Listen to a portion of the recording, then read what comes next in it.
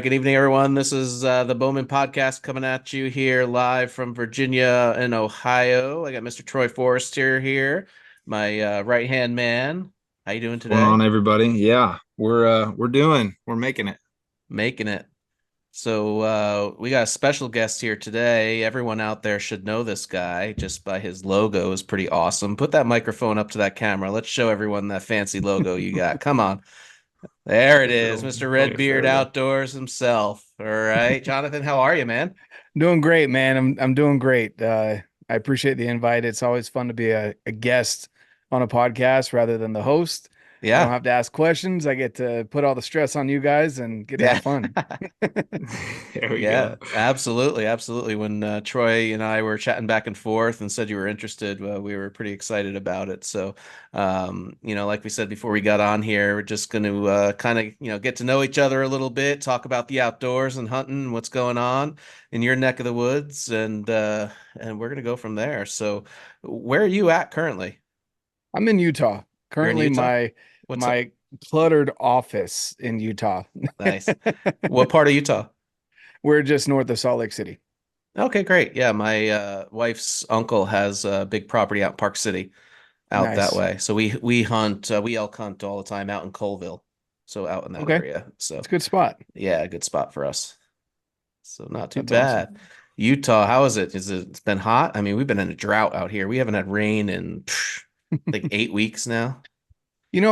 Today wasn't bad. We've had a couple hot days, but it's been kind of a mild summer. Honestly, we up through the middle of June, it was pretty good, and then all of a sudden we had like a hot snap, and then it just kind of cooled back down to the mid 80s or so. So Yeah, nice.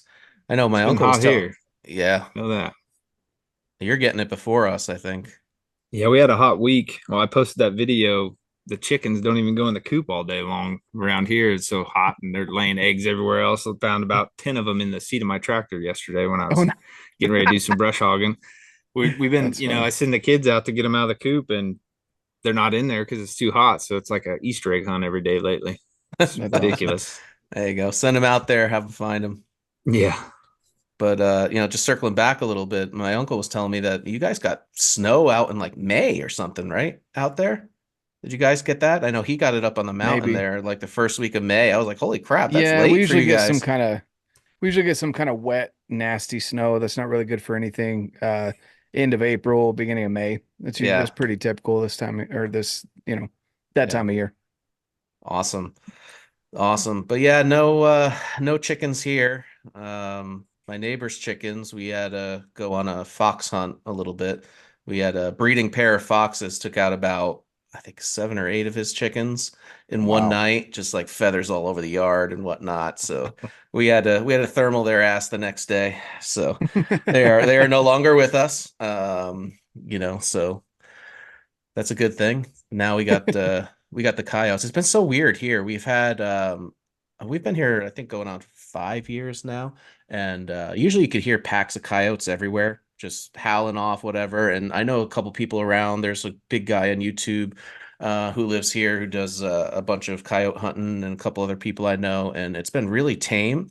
The other night I was driving home and I had 5 of them randomly in different spots running across the road. I was like, Hmm. Jesus. I was like, I don't even hear him anymore. And now here you are. I'm like, God, we got to start this again. So, Yep. but get Some a little predator trick. control. Yeah, a little trigger happy here at night. So I got to figure out how to get infrared on my bow so I don't have to use a gun.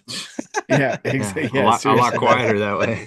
Yeah, exactly. So there's my dad got me into we bought this my cousin's a professional long range shooter, does competition. So we have long range rifles and all that, but he set me up with a 22 caliber 6 hour long range, but I forget the name. It's they're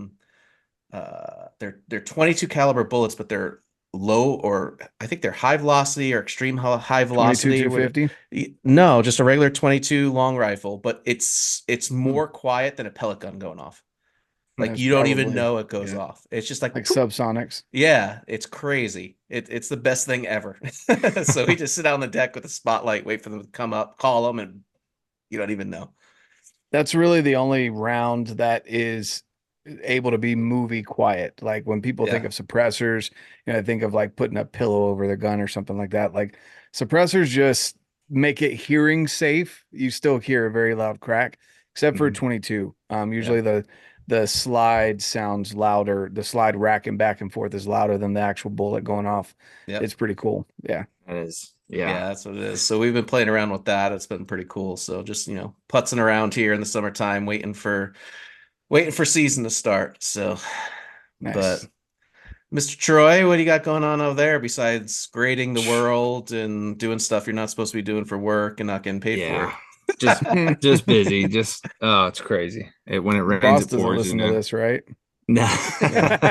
No, we No. told him already. It's But, fine. but no, just busy and enjoying the summer. It's an awesome summer, but a short summer here in Ohio. So we try and sneak out on the boat as much as we can. And, Nice. obviously we got cameras out, minerals out. We're watching whitetails and trying to get plans for the fall and just loving it. Now Trying to what get in shape for November coming around again and just doing everything. did you do the first form challenge, Jonathan? Oh, I was like, are you asking Troy? Of course he did. He No, was of there course he kicking did. ass, man. Are you kidding me? Yeah, I know, Yeah. I know. I followed No, him from the couch. yeah, no, I did. I participated. I am nowhere near the athlete that a lot of these guys are. And I really do love, helping where I can. Um, that's definitely something I enjoy doing is getting out there and having fun with them. But no, I'm not the athlete like Troy here. He was kicking butt. I don't know. I was that guy. They're like, who let this guy in out here? Who is this guy? But no, it was fun. It was an unbelievable experience. And obviously you're a big proponent of First Form, and you understand that whole community and Mhm. camaraderie, and it's an amazing a culture. Really, it really is. So Yeah. What gave away that I like first form? What yeah, right. You got what that gave away? drink there. It's Yeah. my favorite one, which by the way, if you guys are into energy drink, do you drink energy drinks?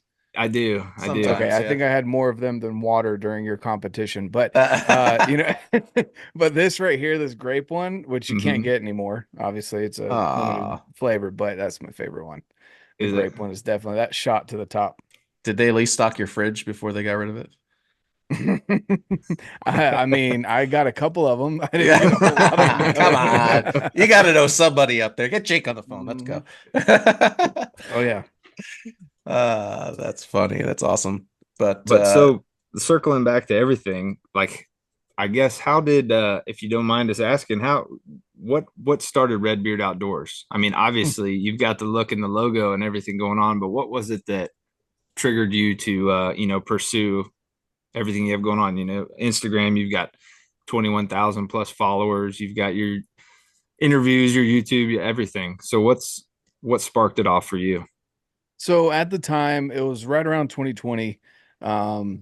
I was going and working in an office, and so I don't work Sundays. I never have, just because I really enjoy spending time with my family. And so I've always made Sunday that I'll work all the Saturdays you want if necessary. Now I'm at a point where I don't have to, but at the time I would work 3 Saturdays out of the month. The Saturdays that I did work during the week, I'd have a random day off during the week, and then I'd have Sunday off. And so we'd come back, and at the time, I guess my youngest kids were a toddler and a baby, and we'd go out and we'd go hiking. I'd take them out, and then sometimes I'd even check the kids out of school, the younger kids, to go for a hike if they're having a rough day or something like that, just to spend some time with me. And I'd come back, and people in the office were just like, "Yeah, what'd you do on your day off?" And I'd show them pictures, and they're like, "Wait, aren't your kids like tiny? They're babies." I'm like, "Well, yeah, they make baby carriers. They're like $15. Like it's not that big of a deal, right?" And we're here in Utah, so we've got good trails. I mean, yeah. most of them, even little kids can walk at least the first mile of the trail. It's not too bad. A lot of them are shaded, so like it's very, very and beaten down really well. So you don't have to worry about a lot of snakes and stuff like that. And so it just kind of blew my mind that people that had lived here long, because I'm not from North or from here, I'm from North Carolina, that people from here didn't take advantage of the public land and the opportunities that they have. And they use their kids as almost an excuse to not do those things, because they didn't want to deal with the fights or that always happens. But if you keep your kids fed and have water and plenty of breaks during the hike, dude, they'll go and do whatever you want. And so I just noticed that. And so I was like, well, I already take enough pictures and videos. Why not start an Instagram?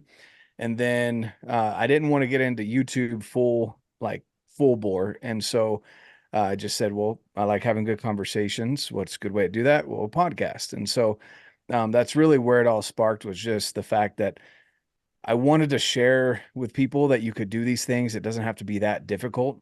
Mhm. And you definitely don't use your kids as an excuse not to do it.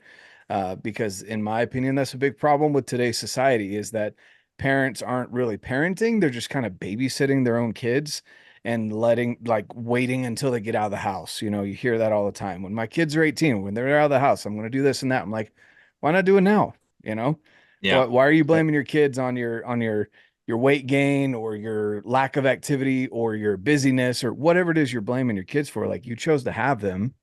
What was your plan after you had them? After the fun Right. part, what were you planning on doing with them for 18 years? Yeah. So that's just kind of what sparked it for me. It's awesome. I mean, that's right in line with everything we always talk about, is, getting out in the outdoors and not using any, quote unquote disadvantages, for what you think they are at that current time. It's all your perspective on how you look at things. Just like you said, your kids, I myself, I know, we both have kids, but I've got a 7-year old, 3-year old, and a 1-year old. And well, last spring or whenever it was, um, I logged like almost 30 miles with my middle child in his baby carrier. We're looking for Mhm. sheds, and it was horrible. We only found like 3, so I don't know where people find them, but I was not doing a good job. But yeah, getting out, getting in the outdoors, and you know, all those experiences that all of us had that led to loving the outdoors and loving hunting and fishing, those happened at some point. So if we don't continue that for our own kids, where's that next generation going to go? What are they going to lean on? They can't just lean on their cell phones their whole lives. Mhm. Exactly. Yeah, and I also think that it's um, more and more difficult to get them away from that. So if you're instilling it day in and day out, and they're in the carrier and you're walking with them, you're out there hiking, and I've been taking my kids hunting since they're 2. Like, it's just, you go and do it. If you want to do it, they're part of your life. So you need to teach that life and instill that in them so that they can understand there's more than, yeah, you know what, the cell phone's fun for a little bit. We all have Instagram and all this stuff, and it's Mhm. whatever, but like, there's more to nature. Enjoy this world, enjoy this life, get out there and instill that in them and in this young time, um, to go and have it. And if that direction changes a little bit, go with it. Like, my son is big into dirt bikes and ATVs now. So great. At least you're still outdoors, you're still having fun. Like, go do it, and his bow is still in the back of the truck so he can shoot whenever he needs to. So it's, and it's awesome. Whatever gets them to go there. We took some time off. We went up to, this kind of like four-season resort ski slope up in the mountains here in Virginia this past weekend. And um, my son, when we were leaving the Airbnb that we had, he like slammed his finger in the door, like literally almost needed stitches. Like the whole side of his finger was like cut off, and like he pulled it together, it was fine. And then my daughter, like, whatever, she pulled a muscle in her neck. She could barely like walk. And we're at this trailhead. We're going to see this waterfall, and it's like a 2-3 mile hike. And I'm just like, they're all complaining in their own way. My wife's kind of like, should we just like, abort this mission and not? I'm like, no, let's just go. Like, who cares if they whine or they cry or whatever? Like, we're already here. We drove here, and like, let's just go and enjoy it. And yeah, you know what? They whined for a little bit, but after a while, it was like, this is the best thing ever, and blah blah blah blah blah. And we ended up going to the waterfall, and of course, it's been a drought, so it's like a trickle coming down the mountain after that. It's a little lackluster, but we got out there, right? And we had fun and we enjoyed it, and the kids loved it, and it wore them out a little bit, and then you can reset and do it again. So um I don't know about your all kids, but when my kids are inside on the computer or watching TV for too long, they get all grumpy. Like Yeah. it Oh yeah, is they do. like I don't know what it is about that, but it's just like God, you can't reset them for anything after that. It's to the point where you're just like, click, turn it off, go outside, don't come back for an Mhm. hour. It's about Exactly. January here in Ohio, when they've all been cooped up for a few months, Yep. and you can only take them out bundled up so much before they get tired of being cold and resort to movies and games and everything else, and then yeah, that's Yeah. miserable. Yeah. Yep. No, I That's what I definitely understand that. that's what I wish I lived out in Colorado or Utah or whatever, because at least they have snow to play in all the time. Right. Out here it's just like cold and mud. Like what are you gonna do? Yeah. Yeah, exactly. Exactly. That's funny. But So yeah, we man, know you're into archery and hunting and the outdoors and We'll obviously give getting your that kids away. outside, right? But what do can't you tell. so Couldn't we tell. lean obviously we lean more, Paul has an archery shop. I just know enough to get myself in trouble about everything. Are you more into rifles and or archery, or do you favor one over the other? So due to time and funds, I went one way versus both because I love both. And if I was a single dude that didn't have kids and a wife and a job and all this other stuff, I would do both for sure. I still love my guns, and I've figured out I don't post about it a lot, because I already get, blocked as it is. I've been blocked twice now by Instagram to just because I share these guys' knives. Yeah. Apparently sharp, pointy things are dangerous, Shame and on you. so I'm trying to figure that out as far as posting it, but I absolutely love going out and shooting. We've got my son drew a rifle, which as a youth, um, he can actually hunt all the seasons here in Utah, Yep. but he drew a mule deer buck tag, and then we're going to go Sweet. elk hunting as well. And so I've got a 308 that I'm getting set up with for him with a nice Leupold scope on it, and so anyway, we love that aspect of it as well. But if I had to choose the two for hunting, I'm going to go archery all day, just because the time of year. And I say that because there's the November time is special for certain reasons, but also September is special for certain reasons as well. And even into August or October a little bit as well with the deer tag, you can go through October. And I don't know. There's just something about it, and getting in closer to the animal as well. Even with rifles, I try and stay within 500 yards or less, which I know out east sounds like a crazy distance. Out here, it's really not. Yeah. Oh yeah. um, and I try and stick within that distance so that they can, at least I can call it a hunt. I don't like shooting past that, even though I'm capable of it. And so, anyway, archery. I went down that rabbit hole because we were actually we are going to move back to North Carolina. I married my wife out here in Utah, and I told her about 5 years into our marriage that we were going to be moving. So just so that she know that, if she's cool with that, great. We'll continue with the marriage, and I just wanted to go back home. And I had never really gotten into the mountains a ton.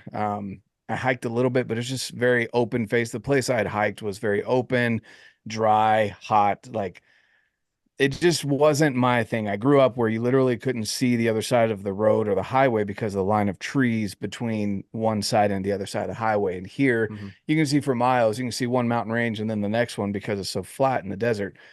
And then I was helping a guy move in the neighborhood, and I just walked into his garage and I saw a bunch of Euro mounts all over his garage, and I was like, "Huh, I bet he hunts."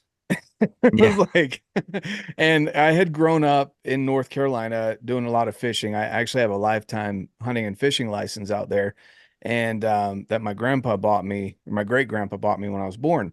And a lot of my family didn't hunt growing up. My grandpa that did hunt, not the one that bought it for me, but my grandpa just he did a lot of rifle hunting. And the one time I went out to do a rifle hunt, it didn't seem like a hunt to me, because we were sitting in an elevated box blind.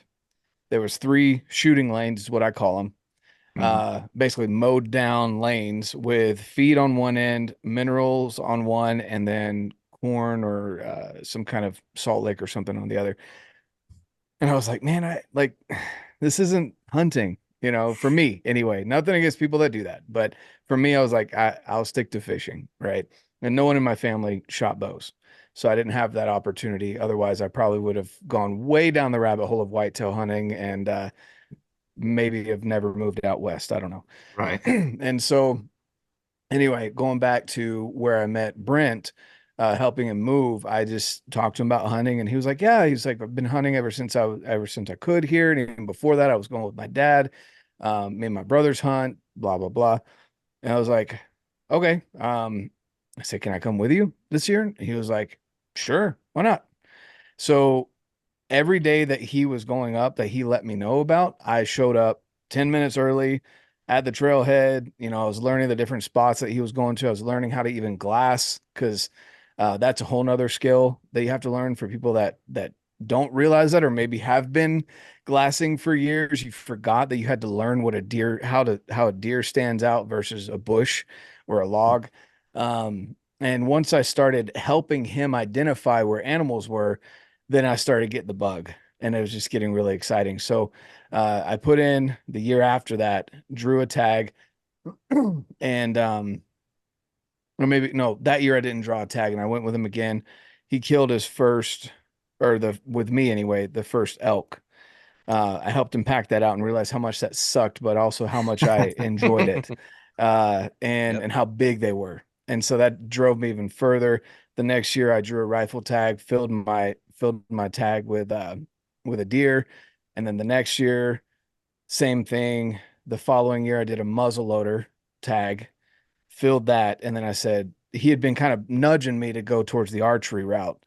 And he said his brothers had given it up. He had like a 10-year-old bow, hadn't really been shooting. And I just looked at it again and I was like, I'm gonna get into this and get all in. And I don't want to buy a cheaper bow. I'm gonna want to get something that will last me for years, a flagship bow with all the nice accessories.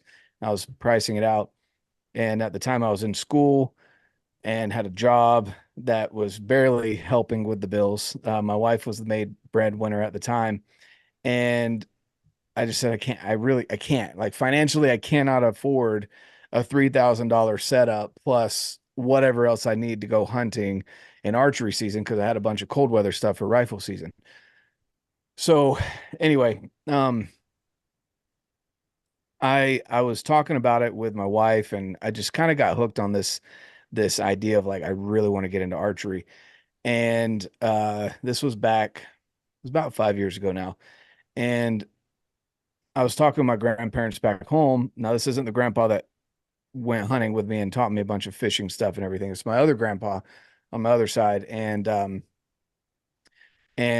he, so, and I think I've told this maybe once or twice, two other times, but basically, we were talking about it. He kept hearing me bring up archery. We are talking about that. And then he got diagnosed with his cancer had come back. He had had his prostate removed years before. Now he's in his 90s, and I guess they have to leave a little bit of it. They can't take the whole thing because it's attached to your whole system. And so those few cells that they left, apparently the cancer came back and it had metastasized to where he was, I can't remember if it was stage 3 or 4. And they gave him 6 months to live.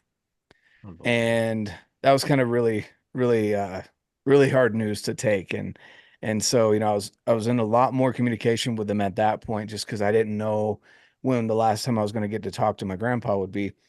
And, and then my birthday rolled around and I usually get a card from him, with like $20 or something like that. And, I opened it up and there was a check in it. And I looked at it. I was like, did they go senile and like put too many Just an zeros? accident. Yeah. Like what? And I immediately called my grandma and I call her Mima and Papa. I called her and I was like, said, should I cash this or did you guys what is this for? Why are you sending like we're good on bills, like I'm good at school, like we don't need money. And and she was like, here, let me, hand you to Papa. And he proceeded to tell me, he was like, well, you kind of gave me an idea of what a bow would cost. This go take that, and if I find out that you spent that on anything else, you're in trouble. And I was like, Nice. all right. So I went and bought a bow that I will never get rid of. It's actually back here hanging up on the wall. My first bow, the Hoyt Axius 29.5 inch alpha, and 80 pounds, of course. So I was like, I gotta go big or go home, And and I killed some turkeys with it, and I killed my first doe with it out here, and just fell down the rabbit hole and haven't given it up since. Awesome. Awesome It's story.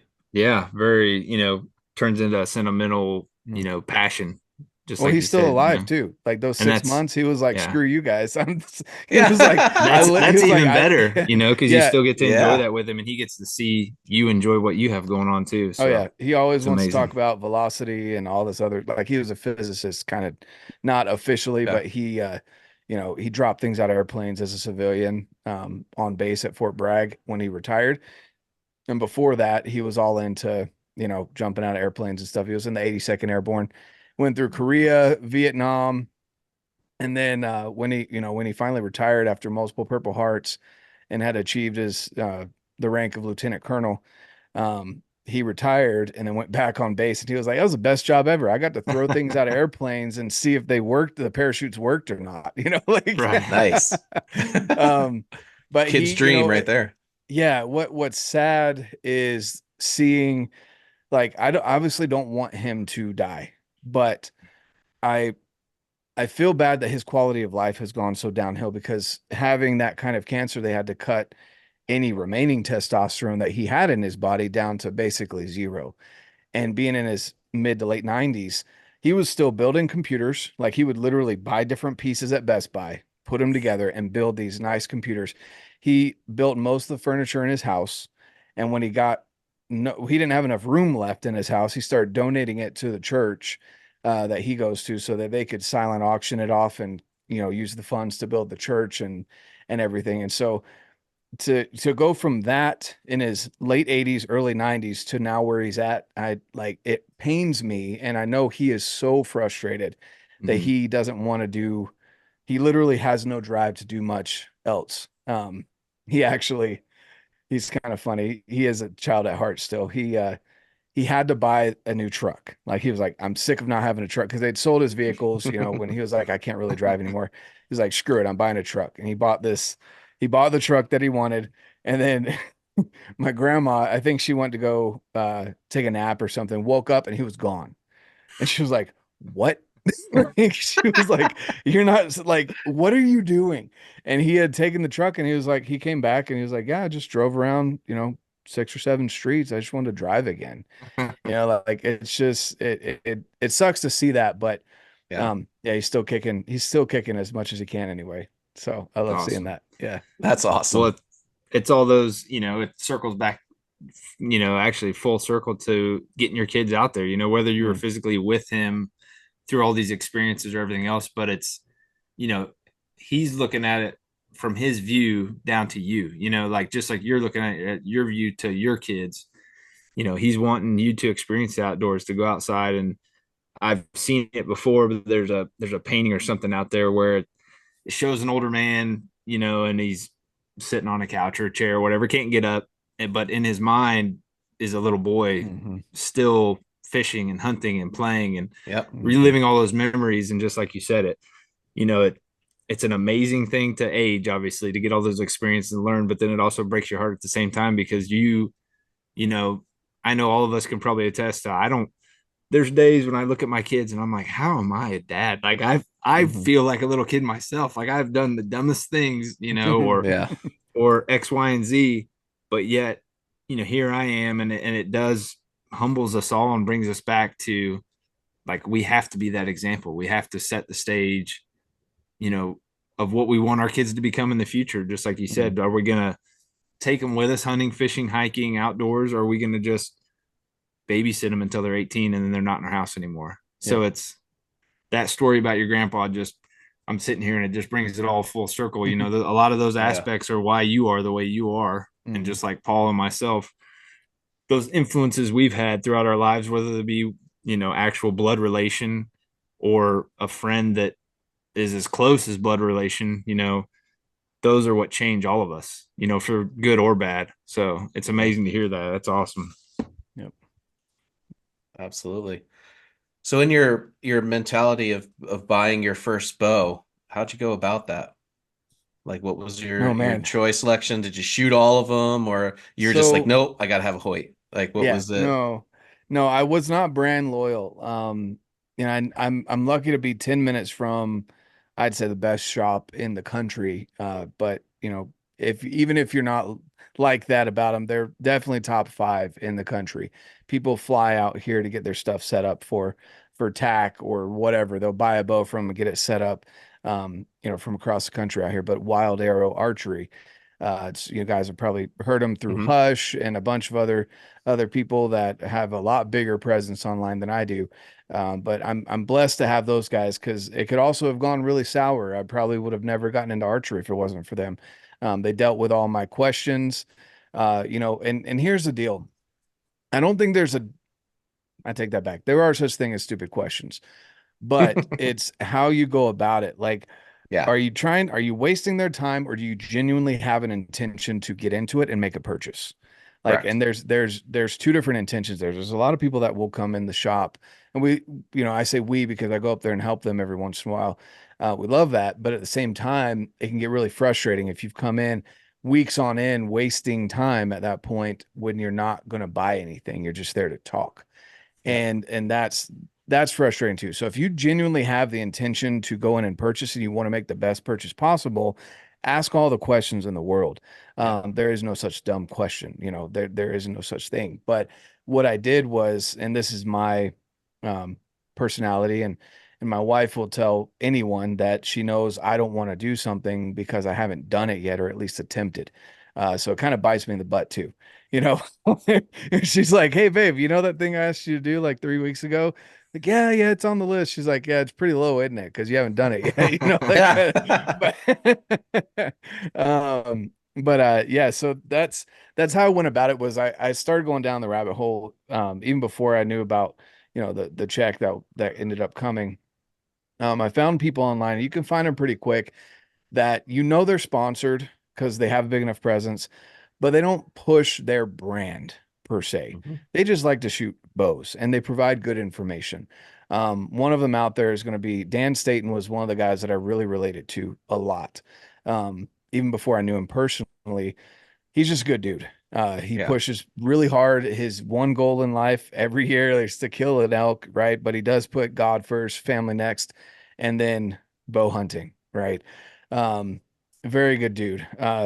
Cam Haynes, as I got to know him, he wasn't one of my idols per se. I don't like to put people up on those pedestals because I've been disappointed by enough people that I don't Yeah. put people up there. But I didn't relate to him as much because he's a runner and I'm definitely not a runner. But I did like his simplicity of this is my routine, right? And then John Dudley, he's another one that provides a lot of good information out there for people. That's a lot of free information.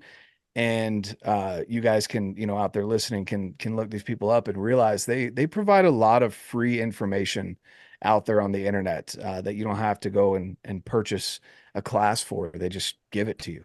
Um, those were some of the guys online that I kind of latched onto. And as I was listening to arrow setups and nerding out about the gear and stuff like that, I would jot down notes in my phone as I was listening to it. And then I would go into the bow shop and ask them about those things and get confirmation or yes or no, mechanical versus fixed, weight of the arrow, FOC, all of these things that they were kind of like looking at me like, how do you don't even own a bow yet? How do you know about like this stuff? What are you doing? But I didn't go into it with like, I know more than you, confirm what I'm saying. It was a genuine, hey, I heard this, explain why they would say this versus that kind of deal. And that helped build a lot of trust. And then I finally, when I did have the funds to buy a bow, I went in and shot all the bows. I wanted a shorter bow. I'm a 27 and a half to 28, depending on the bow, inch draw. So I'm more on that middle to short end of the draw spectrum. And so I'm trying to remember at the time, it was probably a Prime Nexus, which they weren't, I don't even think they sold Prime at the time. They had Matthews, they had Hoyt. Maybe they had Prime and Bowtech, maybe. I don't remember. But I shot all the bows that they had. And Hoyt just felt the best. And I was, strong guy, go to the gym every day, have ever since high school and even before then. And when they put a 70-pound bow in my hands, I had a hard time drawing that back. Yep. And it's just different. It's so Yeah. different. Oh yeah. And so, we talked about it and I told him I want the 80 pounds because I know I can get there. But I also want to know how to get there properly. And so what we did was, uh, I ordered it. It wasn't one that was on the shelf. I wanted at the time, Kuyu Verde 2.0 riser with the black limbs. I like that green and black or gray and black. If you guys have seen any of my Mhm. stuff, those are kind of my colors. Yep. And so they didn't have gray at the time, so I went with the Kuyu. And and as I was waiting for that to get in for the couple weeks that it takes to get a custom order in, I would go into the shop and I would shoot every day that I had available. I'd go and shoot arrows, probably 20 arrows, 20 to 30 arrows. I was trying to average it out to be about 10 shots a day at least, however many days it was in between visits to the shop. Then my bow came in and we had ordered it the 70 to 80 pound limb. So by the time it came in, I was good to shoot the 70 pounds. So we backed it way down to like 72 pounds. And I don't necessarily recommend this. Check your laws and all this stuff. I'm not a lawyer or a policeman, whatever but Yep. I shot in my backyard, pretty close to the target. And I shot, I'm trying to remember if it was 30 or 50 arrows a day for a week. And I'd split it up between standing, kneeling, and sitting. Mhm. And I did that and man, my shoulder and back, it was sore. It wasn't in pain, but it Yep. was Mhm. sore, like after a really good workout. And I was like, okay, I'm not in pain, so that's good. And then when it started to become easy, I'd go back in the shop because at the time I didn't realize, that I could do it at home. But I'd turn the bow up a couple pounds, they'd check it, took it back until I finally, I think it was 3 weeks, 3 or 4 weeks of doing that. And then I got up to the full, I think it ended up pulling like 83 or 84 pounds, whatever it came in a little hot. Mhm. And so, but I still did the same thing where it was splitting between sitting, kneeling, and standing shots. The reason for that was because you engage obviously different muscles when you do that. And if you can't pull your bow back while you're sitting, especially for you whitetail hunters out there, I know a lot Yeah. of your listeners are whitetail hunters. If you Oh can't yeah. do it when you're cold, when you're sitting, or with your layers on, get over your ego or train more. One of the two. Either if Yep. you want to be lazy and not train, that's fine. I'll call you lazy. If you're going to complain about the 70 pounds not being easy, right? Yeah. Go down to 60. There's nothing wrong with that. Nothing wrong with that whatsoever. Don't get this thing in your head. You have to shoot 80, 90, 100 pounds. Like Yeah. 60 pounds is great. 50 pounds is great, right? Especially at the distances that you guys are shooting out there in the whitetail woods. You don't need to shoot 80 pounds. Right. Um, and so get over your ego or train more, one of the two. But train while you're sitting, Yep. train with your layers in your guys' case. Get in the scenarios that you're going to be in, because when that dump of chemicals happens, they call it an adrenaline rush. Technically, it's a bunch of other concoction of chemicals that dumps into your system. But when that hits you, it's going to be harder to pull your bow back, Oh yeah. or you're going to rip the crap out of it and the arrow is going to go flying off the rest Yeah. or whatever. Yeah. Um, Or if you trained right, it'll be muscle memory and it'll be perfect. You won't have to think about it. exactly. Yeah. Exactly. Come back and you'll be able to come back, draw back really smooth. That's the other thing too, is training to draw back smooth, not just Mhm. like where you have to lift the bow up and yank it back every time. Like Yeah. again, in your guys' situation and in the West as well, if you're close on an animal, any bit of movement is going to set them off. Mhm. Um, Kind of freaks me out that whitetails know to look up for predators. Yeah. Mule deer and elk out here, they don't. They Yeah. don't look. You could be right on No. top of an elk, and I've seen videos of people moving around. The elk don't know to look up. They Yeah. don't. They're not used to predators being above them. Yeah. Yeah. It's like Especially hunting you get whitetail those. in Like Iowa and Mm. Illinois and stuff like that. Like there's nothing up in the tree for them to worry about it. I mean, Mhm. here they come in, they're like, Yeah, I was gonna say in you know, Ohio. Oh that's the man, first thing they do. Yeah. especially if they've been shot at and Yeah. somebody missed or something like that, or maybe say there's a couple does or something, and you shoot one of the does and the other ones pick you out of the.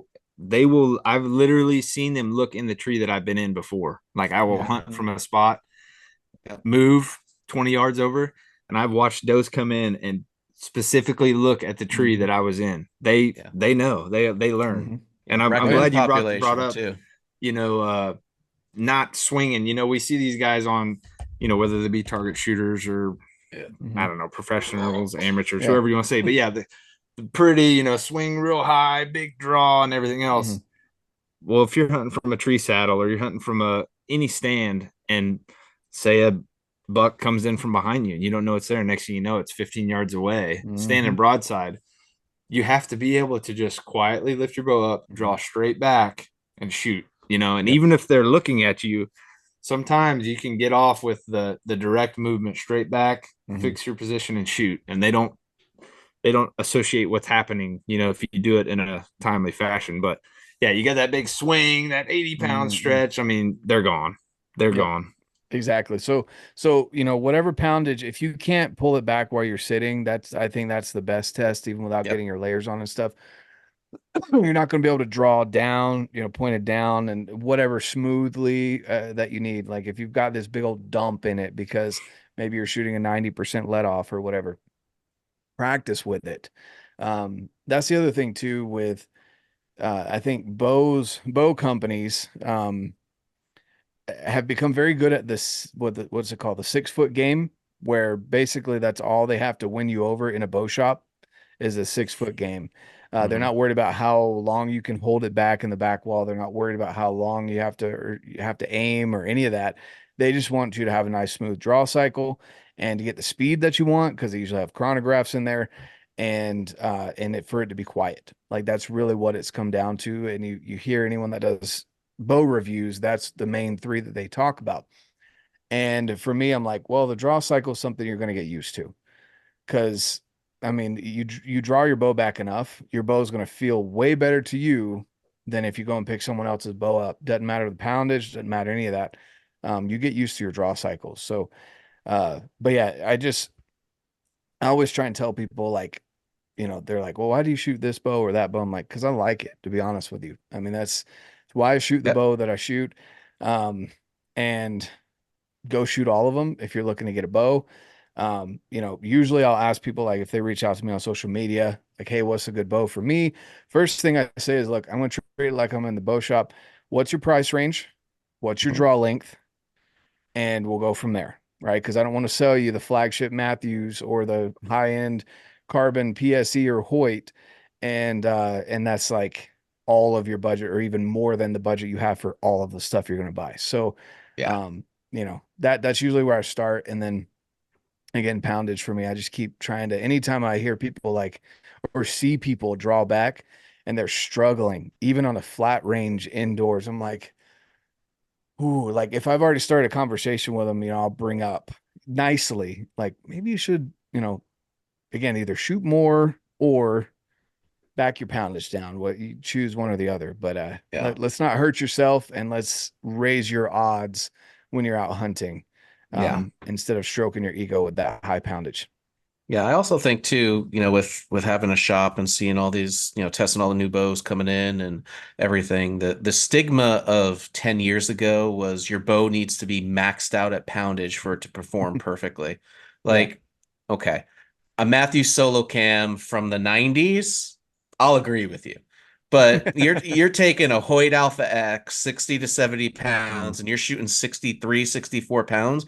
There's the bow is going to perform. If your Hmm. arrow setup is correct, your poundage is correct, and it's fitting you well and your form is great, that bow is going to perform. no Hmm. matter what. So yeah, you'll get a little bit more speed, you'll get a little bit more kinetic energy if you go up in pounds. So that's your goal. But we want you to be safe, we want you to be comfortable, and we want you to have a place to grow too. So Hmm.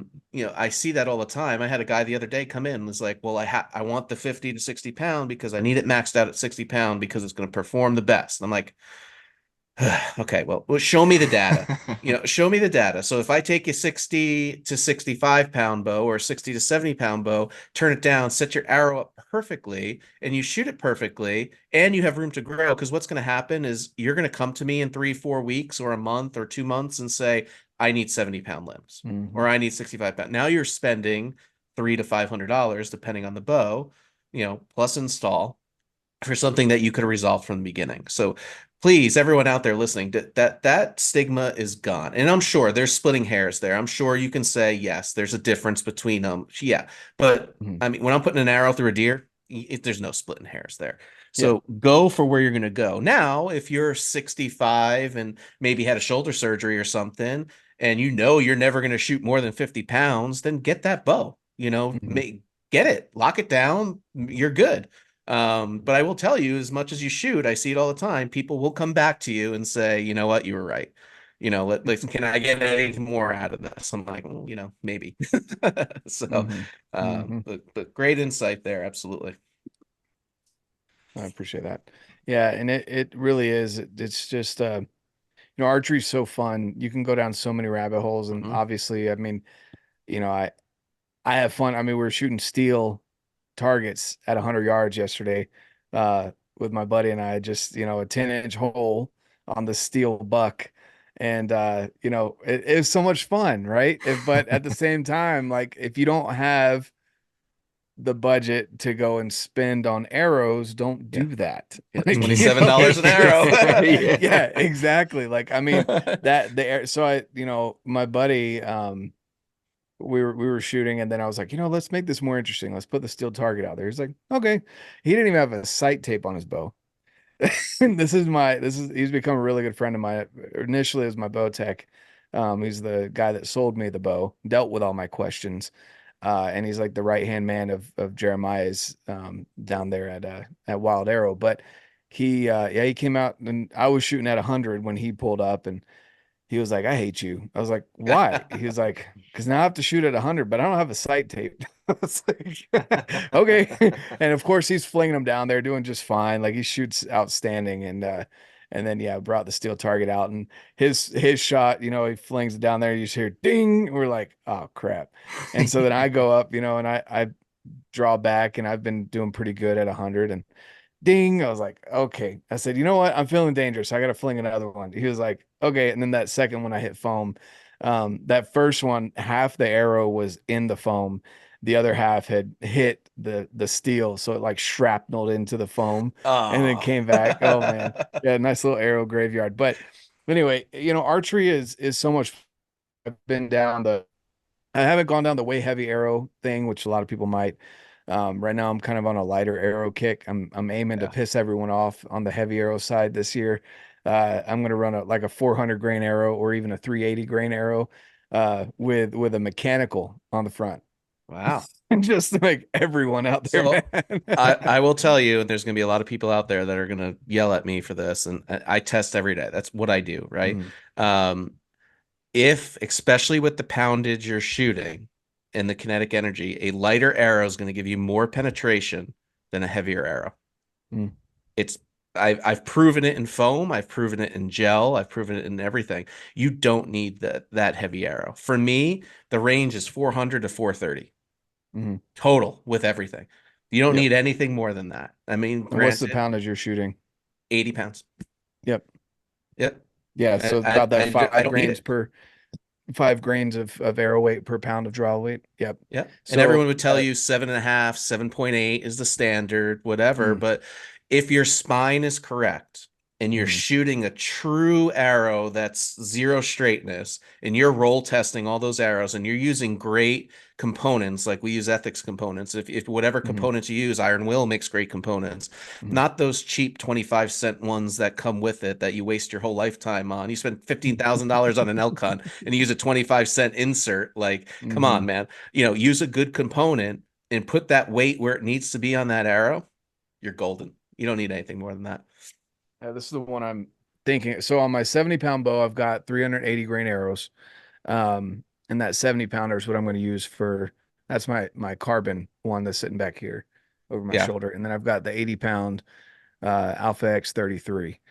And that one I've got 400 grain arrows set up. And Okay, good. you can go lighter than that. I've got buddies that do, Mm. but it puts a lot of strain and stress on the bearings and everything else that's in your bow Yes, because it sir. has to absorb what the arrow's not absorbing. And that's Yeah. why that kind of It's that gonna be standard is louder. at least 5 grains of arrow weight per pound of draw weight. But anyway, so I've got well, this collar's not coming off, but so I've got these little guys right here, little Air Hmm. Razor Hunter Maxes, the AE knock, and then these little XVs. extremes. Oh man, these That's what things I have been shoot. awesome.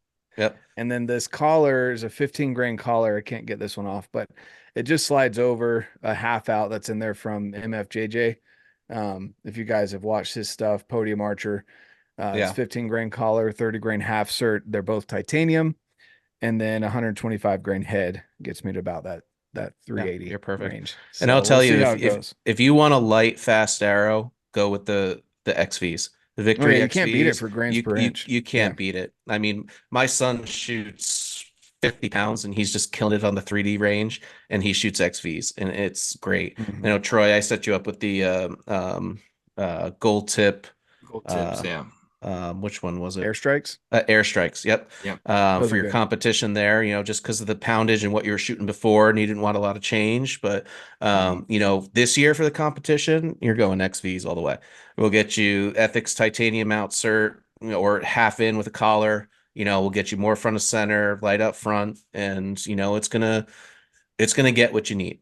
And you know what? I know I think people that love the FMJs, right? They love those mm, Easton FMJs, but I mean, we had T-Bone on the show a couple, dozen episodes ago, and even he said, you're just starting off with a heavy arrow. It's like all you Mhm. have is a heavy arrow. You can't move the weight. It's there hmm already, and that's great, but I'm not going to shoot an elephant every day of the week, like I'm shooting 100-pound deer, or maybe I'll shoot, I mean, I shot a 1,600-pound moose with a 480 grain arrow. That's as high as I went on my 82-pound prime, and it did all the world. My elk I got 2 years ago, it was a 430 grain arrow, and it was both of them were with mechanicals. So, hmm you hit it right, you practice with it, your form is good, it's going there. Am I going to split the knuckle on the shoulder bone or whatever? No, but don't shoot there. Like, don't, Yeah, don't, don't aim don't for the do bone. that. I mean, Yeah, crap happens, right? They take steps, they move, they're living arrows. I get it, but I'm not here to build a setup to break the bone because I don't want to.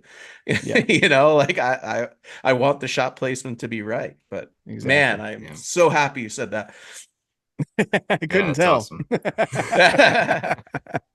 Sorry, I'm Oh enthusiastic. no, you're good. I love this stuff. I could talk all day on arrow setups. And the thing is though, like, and I never preached to, so it's funny, I got invited on the Soul, I think it's called the Soul Summit podcast or Summit Soul. No, it's the Soul Summit podcast by Courtney Preet. Um, and she posted like apparently this season is called Ask the Pros. And I was like, whoa, hold on. Like I appreciate you putting me on this season, but there's a disclaimer here. I am not a pro. Like she has people coming on like Stealthy Hunter and like I think John Dudley. So I'm like, I am like decades behind these guys. So I appreciate you having me on, but I'm not a pro. Yeah. Like, I'm just your average Joe that loves archery and goes way down rabbit holes and shows up at events and has fun.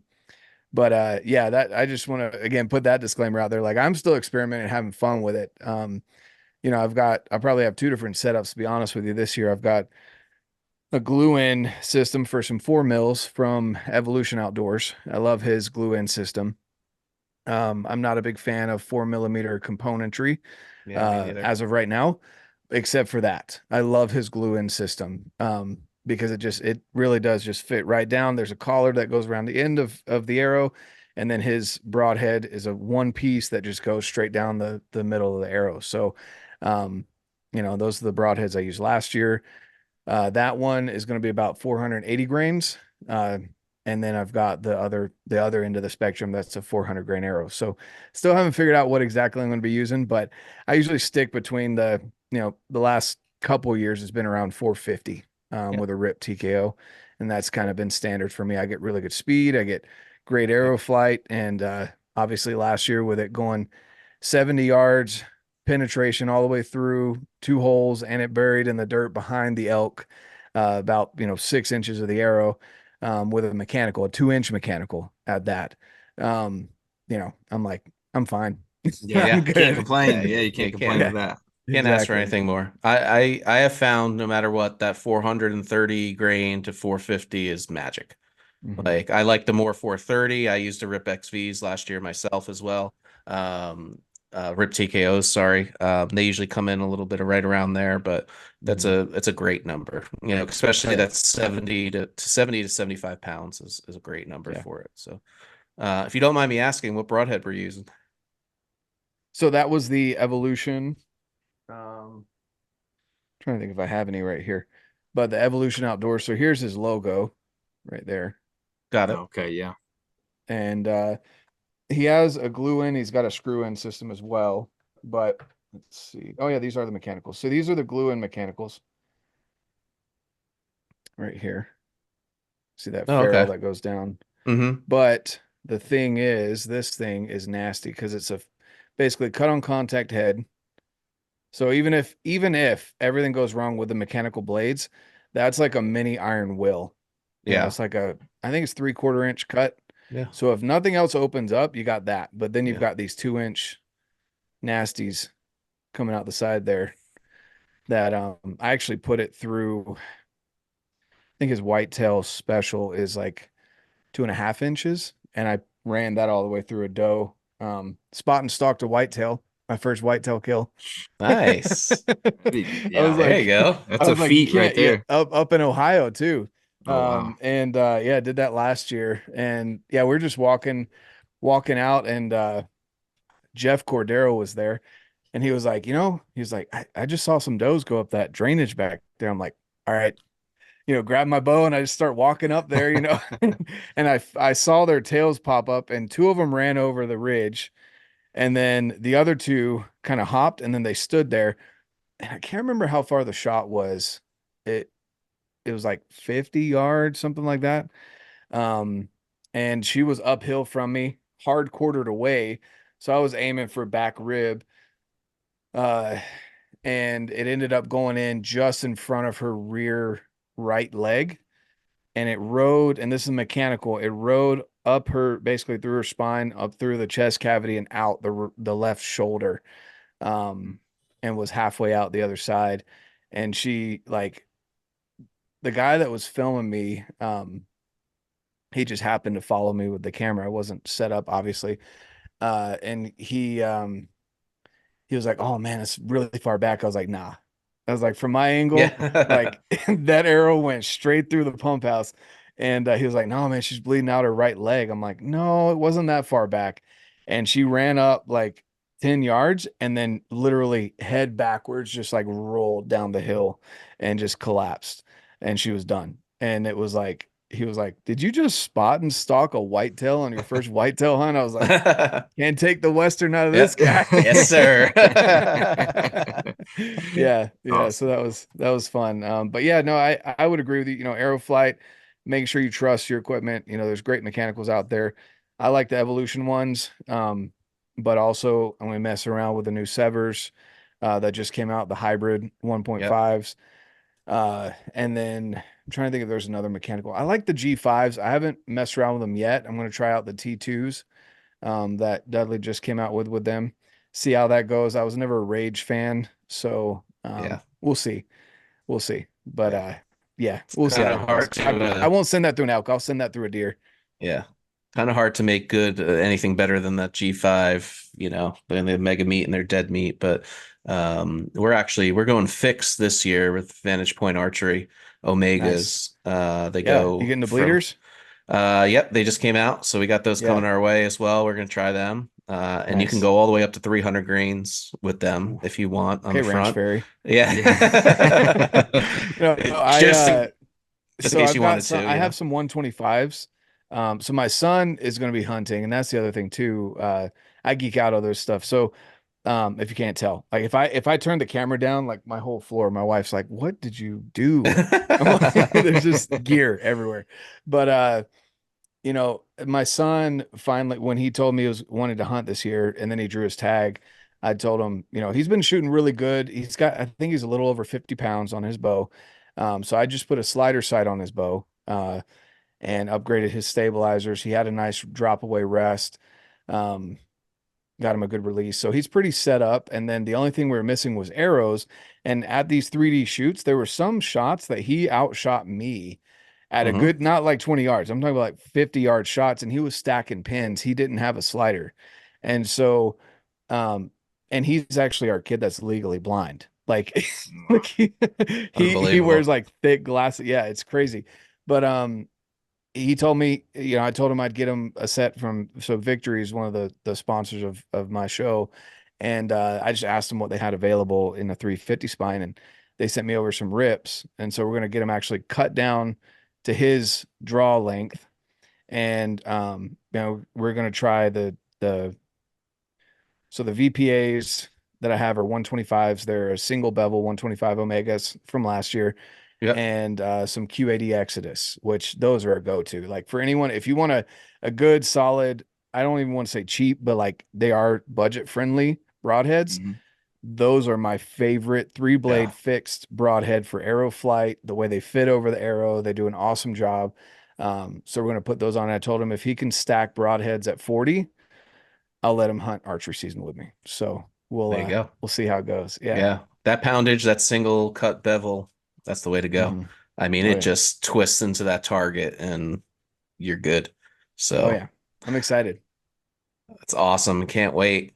Can't wait for that. That's the best part of it, man, is my son shot two last year, two whitetails, and it was just exciting to see. So, you get them out there, get them hunting, put them, and who cares when it comes to kids, like put your egos aside, right? Who cares what brand you use, what broadhead you like, give Hmm. them the best advantage to be successful.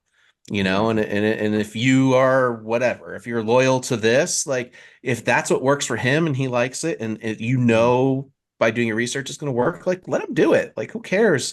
So many people are like you have to use this because we're sponsored or this person is this, Yeah. and it's just like like forget that. Let the kid be successful, have fun, get that taste out there so that they love it and that they can do it. Because that's what it's about. I mean, come on, man. How many years that we grew up and you just grab whatever was in the cabinet and you're like, let's go, we're going. It's like you just make sure the bullet Exactly. matched the caliber of the gun and you went, or you grab your Hmm. broadheads off your dad's bow because you didn't have any and you just went. So we all got it Yep. done. Oh yeah. So give them the best advantage to be successful and have fun, and they'll stay out there in the outdoors. But all right, well, we are getting close to the end here. Any parting words there, Jonathan, for us? We appreciate you coming on and talking archery and all things outdoors. That's what we do here, man. Yeah. Parting words. Honestly, I mean there's so many different things that ring true to me, but just being a dad in general is if you are out there and you're a father, make sure that you are sharing your experiences with your kids and you're not using them as an escape from fatherhood. There's a lot of things that your kids, and you're not perfect. No one is. I've yelled at my kids. There's one kid, my 9-year-old, he's the only kid that will be able to leave this house, at least as of now, that could honestly say that I put hands on him and I spank him, right? But I'm not perfect. I'll never claim to be, but I will say that being a dad is the best thing that we could be as men. It requires so much of you. It teaches you sacrifice. It teaches you to work through your own stuff. Maybe you have generational curses, if you want to call them that, that were put on you that you now have the opportunity to break, whether that be financial issues, whether that be, you know, whatever fitness levels, your shame level, whatever it is, you have the opportunity to change your family line in whatever or multiple of those ways that was put on you. So make sure that you do that. Make sure that you don't just use your iPads and your all the other stuff as a way to babysit your kids. Um, if you work from home, if you have that wonderful opportunity like I do, let them come into the office and see what you're doing. If you work outside of the home, make sure when you walk through that door, they get the best version of you, even if you've had a hard day. And be honest with your kids as well. That's the other thing too, is that you don't have to hide things from them when they look at you and can tell that you're stressed. Don't gaslight them and say, "Oh no, I'm good." That's where do you think we all Yeah. learned it from? "Oh, I'm fine." Yeah, Yeah. bullshit. You're not. Yeah. Sorry, you're not. Yep. Talk them through it so that they can also learn how to deal with their emotions. That's something that's been big for me and my kids is seeing them, and then, last thing there, just my 17-year-old is the one that brought me. I don't think I said this here on the podcast, but I've walked all my kids through very similar situations, where I let them go camping, obviously with us, and scouting and all of those things. And he's the first one that he actually surprised me with his hunter safety course completed. He went out with some young men, youth leaders, and said that he wanted to do that as they had some extended activity they were doing over a 2-month period, and he chose to get the hunter safety course and wanted to surprise me with it instead of asking me to go with him to do it.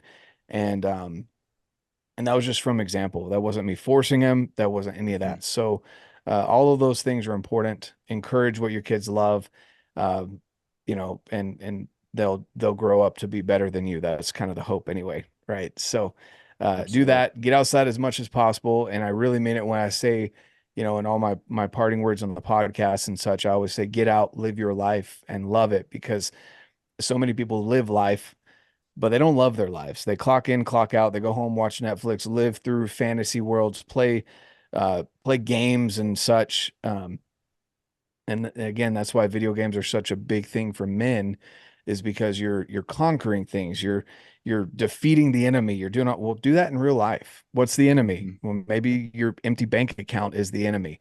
Maybe your boss is the enemy. Maybe that project that you've got at home, whatever. But use that and include your kids with it if you have kids. So get out, live your life, and love it. I mean that. Yeah, that's awesome. I Awesome. I I hate the whole piggyback thing, but I am going to lean on this with what you just said, because I sit back on these podcasts a lot if you listen to them or watch them on YouTube, and we'll get going down a rabbit hole, and I won't chime in too much, but it's circling back, and I'm trying to really absorb everything that's being said. So first off, I want to thank you for your time. Everybody that's listening to this, go check out Redbeard Outdoors, go follow him, support him.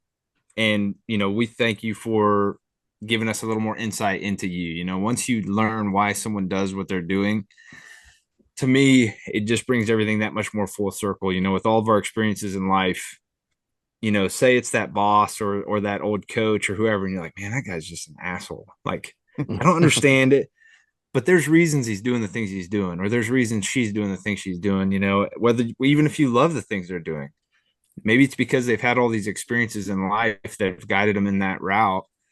So to me, when I learn why people are the way they are, with you and your kids and your experiences, or with Paul and his kids and his bow shop, and with me and all the experiences, that I've been blessed with in life, or cursed with, however you want to say it, there's things that have shaped who I am now.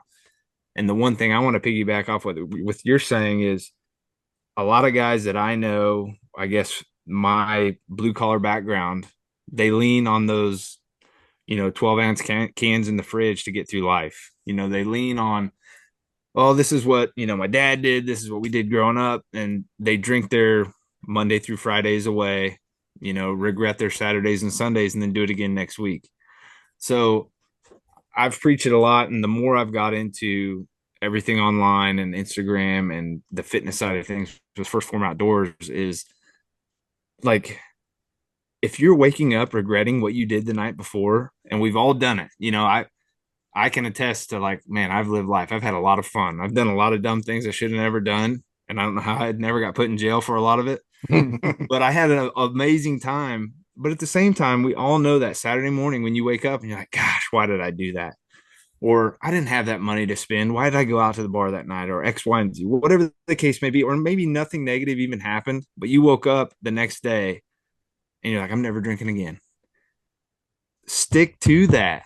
Like, there is no reason why we can't change. You know what I mean? There's no reason why you can't be the one who breaks out of that, that circle of five guys that and changes tomorrow and quits drinking or quits whatever that crutch is that you don't like when you wake up or when you come home Friday night and you have to bury yourself in that box. It's just, there's no reason for it. So don't be afraid. There's plenty of us out there that are here to support every one of us and reach out to any of us. Redbeard, obviously you can reach out to him. You can reach out to us through the Bowmen podcast, Greenlight Outdoors, however you want to do it. Reach out to somebody if you need to or want to. But like you said, live your life, enjoy it, and truly live it. If you are regretting what you did the night before, change. That's all you got to do. You can make that choice. And every one of us is strong enough to do that with the support that's out there. So that's my little soapbox for you. Yeah, no, and I appreciate that. And you brought up, something else too, why we do what we do. I've had some people that got upset with me, which is kind of funny, but doing giveaways. They're like, you're just trying to gather emails. I'm like, okay, well, yes, I do gather emails because I want to communicate with you on a week-to-week basis, just once a week. But the giveaway is genuinely because I feel so blessed to have the partners that I've earned their respect over the last, 4 or 5 years of doing Redbeard Outdoors and the last 3 years of doing the podcast consistently, that I've earned that. And now I want to give back. And that's a big thing that I do. This year, I've just said, you know what, screw it. I'm doing at least one giveaway every single month. And so I don't know if this is coming out in July or August. Is this coming out in July? July. Yep. Okay. So if you're listening to this in July, I've actually got two going on this month. Now, I'm not going to Nice. give all the details. Actually, you know what? I will. I'll give some of the details here. I haven't said it socially. So if you're coming to me asking me about it, I know you listen to this podcast before I release the stuff. But first, the first one I have put out there to my email group, which is again another reason to get in on the emails. But I'm doing a bow giveaway right now. So I'm giving away my PSE Omen that I used. I think I shot maybe 100 arrows through it last year.